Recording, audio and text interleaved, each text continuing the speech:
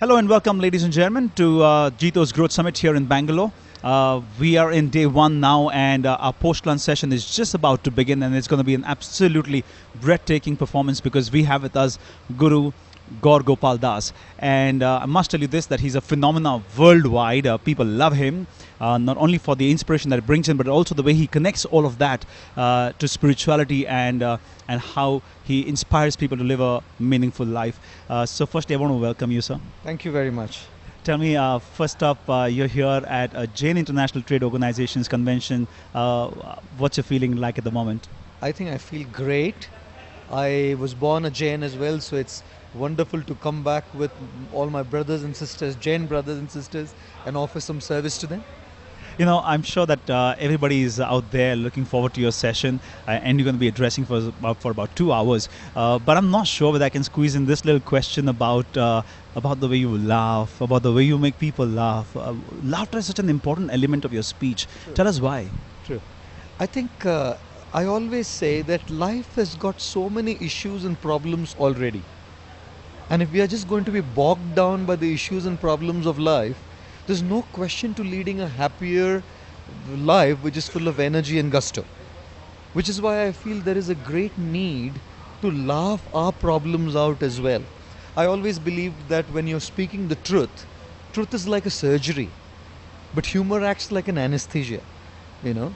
So when you do a surgery, the anesthesia makes the effect of the surgery practically null and void, the pain at least. Similarly, I feel the truth can be presented very beautifully and can be handled easily by people without feeling intimidated through the medium of humor and laughter. I understand that laughter also helps people release endorphins. Is that true? Absolutely. And how do you think that really helps a person to lead a healthy life? Any positive hormones that are released in the body are going to contribute to our overall well-being and fitness. So any positive emotion that comes up in our mind will secrete these hormones, and laughter comes out of the positive hormone of happiness. So you don't laugh when you're sad, you only laugh when you're happy. So as soon as you go through that positive emotion of happiness, or the symptom of which is laughter, then the positive hormones are secreted in the body as well. And my last question on this to wrap it up. You live a life which is spiritual. Most of others who are listening to this are caught in the worldly web. Is there any difference in the way you experience happiness and joy and the others who are trying to seek? What's the message for you, for them, from the perspective of the life that you lead? And do you think there could be elements that people can pick up from your own experiences and implement in their life? I think when we talk about leading a happy life, we are talking about looking at our inner systems as well. The world out there is constantly looking simply at the outside. You know, we've gone from the internal world to the external world, which is materialism and hedonism. But spirituality talks about moving from the external world to the inner world, because happiness is a trait of the inner world, not the trait of the outer world. What we do in the outside world has utility value, but what we do in our inner world has happiness value.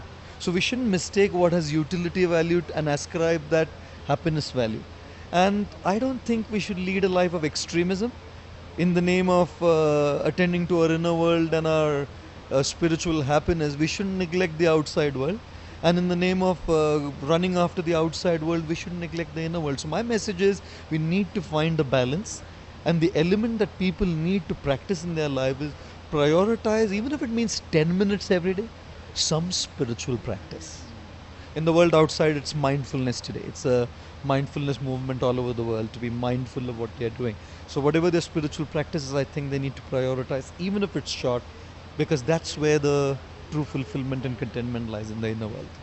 It's amazing, isn't that? I mean, very, very simply put, it's all about laughter, it's about happiness, it's about joy, it's about connecting with yourself, and of course, spirituality. I think that's one of the foundations of human beings, and we should try and ensure this, that we stay connected with that. These are some of the messages that we've heard from Guruji just now, and I'm sure that everybody out here is very, very keen to listen to his next 2 hours of, should I say, discourse or motivational talk or what? It's absolutely your choice. And I'd love to hear you laugh the way you normally do and see if we can get it right. Laughter comes naturally though.